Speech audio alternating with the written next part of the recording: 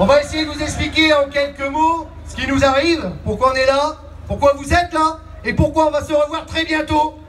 Parce qu'il y a les Goodyear, il y a aussi les Air France, le 27 mai au tribunal. Et moi je pense qu'il est de notre devoir à tous, au-delà de la journée d'aujourd'hui, déjà de prendre un rendez-vous le 27 mai au tribunal avec les camarades d'Air France. C'est impossible de les laisser seuls dans un combat qui est en réalité le nôtre. Notre situation, elle est simple. Vous connaissez certainement l'histoire des Goodyear. En 2007, la direction nous a fait le chantage odieux, comme ils le font actuellement dans plein d'entreprises, d'accepter un changement d'organisation du temps de travail. Les salariés, après avoir été informés, ont refusé ce changement d'organisation.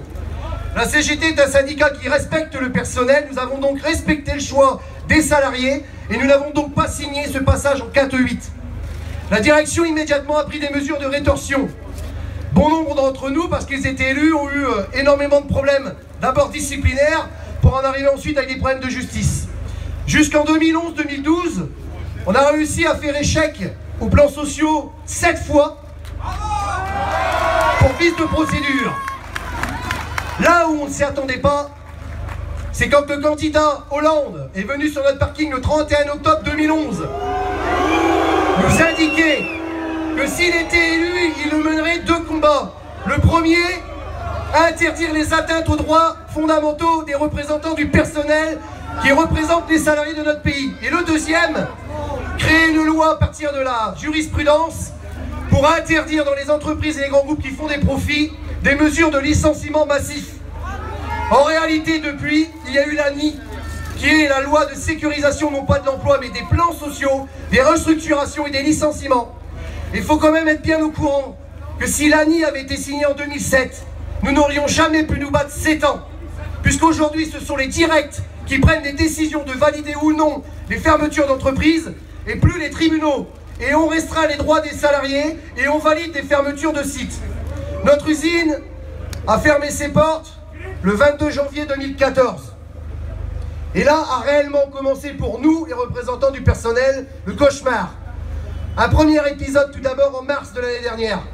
On est venu nous chercher chez nous, à 8 h du matin. La brigade de recherche criminelle, gendarmerie d'Amiens. On nous a annoncé notre garde à vue. On nous a gardé plus de 40 heures. On nous a relâchés aujourd'hui, on ne sait toujours pas pourquoi.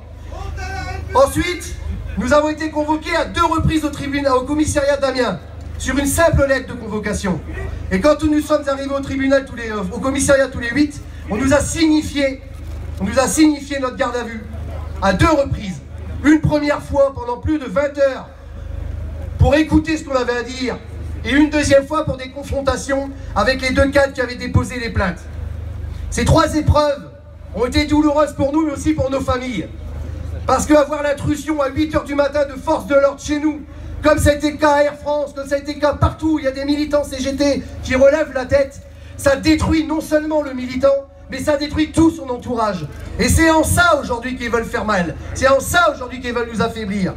Et donc, non content d'avoir fermé son usine, non content d'avoir mis plus de 1150 salariés à la porte, non content d'avoir envoyé 800 mecs au Pôle emploi, le gouvernement aide la société Goodyear à aller plus loin avec la condamnation du 12 janvier qui est la seule et unique condamnation à des peines de prison ferme pour des syndicalistes depuis l'ère de la 5e République.